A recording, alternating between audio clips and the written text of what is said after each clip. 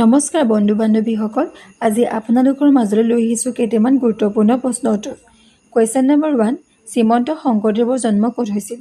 Option A Bardowa, option B Majuli, option C Sivasagar, option D Guwahati. ইয়াৰ শুদ্ধ উত্তৰটো হৈছে option A Bardowa. Question number 2, Srimanta শংকৰদেৱে প্ৰতিষ্ঠা কৰা ধৰ্মটো কি?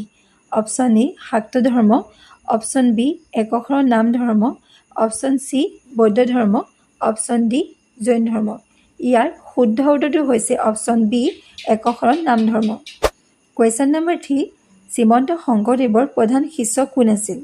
অপশ্যন এ মাধৱদেৱ, option B Damodardev, option C Haridev, option D Gopaldev. ইয়াৰ শুদ্ধ উত্তৰটো হৈছে অপশ্যন এ মাধৱদেৱ। কুৱেশ্যন নম্বৰ 4, শ্ৰীমন্ত শংকৰদেৱে ৰচনা কৰা নাটসমূহক কি বোলা হয়? অপশ্যন এ অংকীয়া নাট, অপশ্যন বি ভাওনা, অপশ্যন চি যাত্ৰা, অপশ্যন ডি কীৰ্তন।